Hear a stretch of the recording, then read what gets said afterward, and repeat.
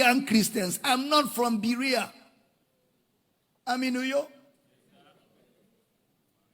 No, we have to be like the Berean Christians. Have you heard such things? We must be like the Berea. How many of you have had such a thing before? People, religious people like to use that. We have to be Berean Christians. Don't just take anything the pastor says. We are Berean Christians. Who is a Berean Christian? A Berean Christian is from where? Berea.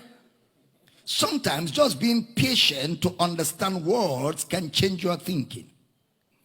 Be a Berean Christian. Very funny. Sometimes also just a proper word study can change your thinking. And it can save you from, disgracing yourself in public.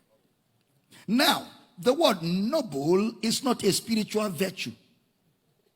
They were noble. Noble. N-O-B-L-E. It's not a spiritual virtue. There are some concepts that can last long. But the fact that they last long doesn't mean they're correct. I believe, many of you know that in the 80s, it was believed in all churches that a lady cannot come to church with her hair uncovered. If you come to church in the 80s, you can't even think of it. You couldn't even think of it. I mean, you can't even come to church without a scarf as a lady. Talk more of wear trouser in the 80s. And it was predominant at that time. But as knowledge began to grow and people began to see that a head covering does not stop prayer, does not affect anything you have to do with God, then women began to drop away that mindset, and men also began to drop that mindset. Say, oh, how can you pray without covering your head? The Bible says you must cover your head. But they do not read the pretext where the introduction to wearing the scarf gist started from. He said the head of every man is the woman. The head of every woman is the man. And the head of every man is Christ. And the head of Christ is God. That lays the foundation for all the discourse. The head of every woman is the man, not hair, head. The head of every man is Christ, and the head of Christ is God. So any woman that prays or prophesieth with her head uncovered, her head, who is her husband. He's not talking about scarf. He's talking about a woman that is rebellious, living in disobedience and living in arrogance against her husband that is praying and prophesying. He says it's a shame to her. Then he says, any man that prayeth with his head covered is a shame. Why head? Because a man who is the head of the woman is not supposed to cover Christ, who is his head. He's supposed to open Christ for the world to see Christ in his lifestyle. So the head there is not head. The head there is the authority over the man. You open Christ for people to see Christ, and your wife covers you and protects you from people messing around with you. It's not talking of scarf. Scarf doesn't change anything. You pray in your room naked and God answers. Is it just covering head that is a problem?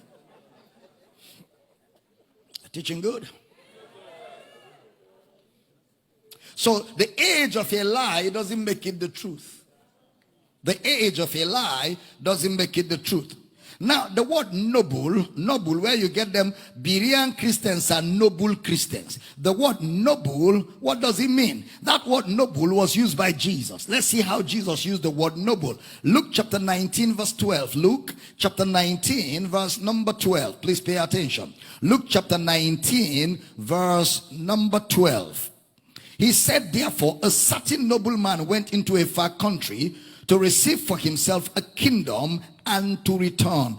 A certain noble man. Take note of that. 1 Corinthians chapter 1 verse 26. Let's see the way Brother Paul uses the word noble in the Bible. 1 Corinthians chapter 1 verse number 26. For you see your calling, brethren, how that not many wise men after the flesh, not many mighty, not many noble are called. Not many noble. So noble is not used here for that which is positive. Not many noble are called. It's not used for a positive word. The word noble is the word eugenes in the Greek. E-U-G-E-N-E-S. Eugenes. E-U-G-E-N-E-S. It means privileged class. Noble. Privileged class. That's the meaning of that word in the original Greek. In those days, there were families that were called noblemen, based on property, based on royalty. They were called noble based on property and based on royalty. The word noble is what you can call today VIP. VIP. Or you can say these people are living in you know, they are living among the expensive people in town. Because in every society, there's an area of town that is clearly demarcated for the wealthy. The wealthy live in those parts of town. So people living in that area